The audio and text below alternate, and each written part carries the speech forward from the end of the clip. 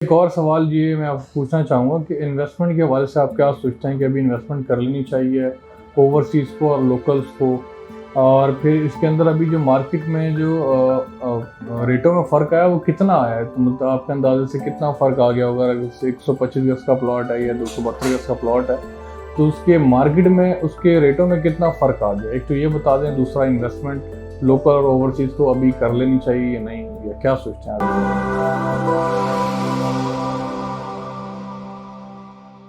देखिए, ओवरसीज़ के हवाले से तो जो है वो ये है कि ओवरसीज़ के लिए तो इस वक्त गोल्डन अपॉर्चुनिटी नहीं है, प्लैटिनियम अपॉर्चुनिटी है। उनके तो बैठे बैठे वो अमीर हो गए हैं। ठीक है, उनके लिए ये है कि वो तो देखें, बड़ी सीधी सी बात है, इसमें कोई रॉकेट साइंस नहीं है कि जो है वो इस वक्त डॉलर बढ़ने की वजह से, ठीक है, डॉलर जब बढ़ा है आपका, तो आप देखें कि एक ओवरसीज जो है वो आज से 2 महीने 3 महीने पहले डॉलर था जी 180 पे, ठीक है। आज डॉलर है 240 पे, 250 पे चला जाता है, 238 पे आ जाता है, ठीक है। ये तकरीबन 30% की जो है वो अप हुआ है, डॉलर अप हुआ है। अब मैं आपको एक छोटी सी इसकी मिसाल देता हूँ। जो प्रॉपर्टी हम आज से 3 महीने पहले 1,80,00,000 की बेच रहे थे या बुकिंग बेच रहे थे, वही 3 महीने बाद हम वही प्रॉपर्टी, एक तो हम 5% 10% कम में बेच रहे हैं क्योंकि हमारी सेल नहीं हो। पाकिस्तान पे लोग इस वक्त ट्रस्ट कम हो गया, इन्वेस्टर नहीं आ रहा, लोग बल्कि इमिग्रेशन और इधर उधर लगे हुए हैं, चक्रों में लगे हुए हैं। लेकिन जो लोग विजन रखते हैं, दूर की सोचते हैं, वो इसी मौके की तलाश में भी होते हैं। अब बात आप कर रहे हैं ओवरसीज की। ओवरसीज के अंदर ये फायदा है कि अब आप एक ओवरसीज में यूएसए में बैठे हैं, लेट्स से यूएसए में बैठे हैं, आपने 3 महीने पहले मुझसे रेट लिया एक प्रॉपर्टी का जी 1,80,00,000 रुपए, ठीक है जी, या 2 करोड़ कर लेते हैं, चले सीधा समझ आ जाएगा। 2 करोड़ का आपने रेट लिया मुझसे, ठीक है।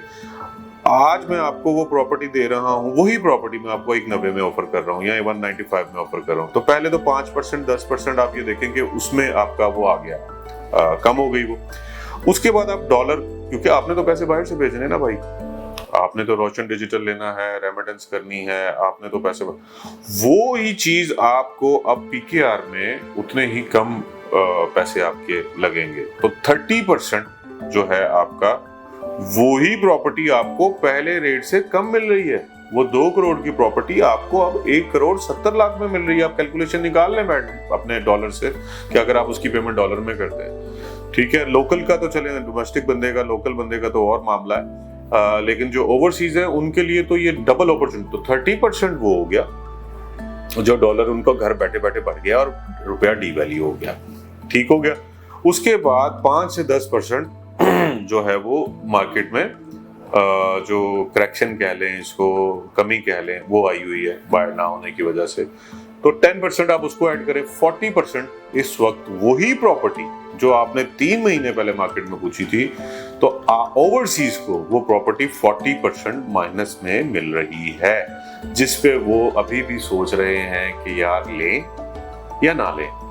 तो मेरा नहीं ख्याल कि उनको सोचना चाहिए, उनको तो, उनके लिए तो इस वक्त बहुत जबरदस्त अपॉर्चुनिटी है, क्योंकि उनको आधी कीमत पे चीज मिल रही है, और आधी कीमत पे सोचने वाला फिर सोचता ही रह जाएगा।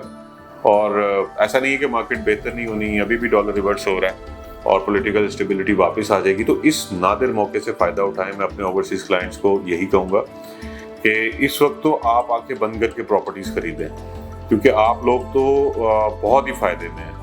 और तीसरी चीज जो है वो ये है कि इसमें कंस्ट्रक्शन के रेट्स यहाँ पे बहुत बढ़ गए हैं, तो फिजिबिलिटीज आउट हो रही हैं। उसमें अगर आप कोई बुकिंग ले लेते हैं तो आप फायदे में हैं, ठीक है। बिल्डर बाउंड हो रहा है, आप उसे बाउंड करें और इस चीज से फायदा उठाएं, अपने डॉलर बढ़ने का इस फायदा उठाएं, और फौरन से पहले आप प्रॉपर्टी को बुक करें और उस रेट में करें या उससे थोड़ा डिस्काउंट करा के 40% 45% का फायदा उठाएं। ये बहुत नादिर मौका है, उसके बाद ये नहीं आएगा, आपको नहीं मिलेगा ये मौका।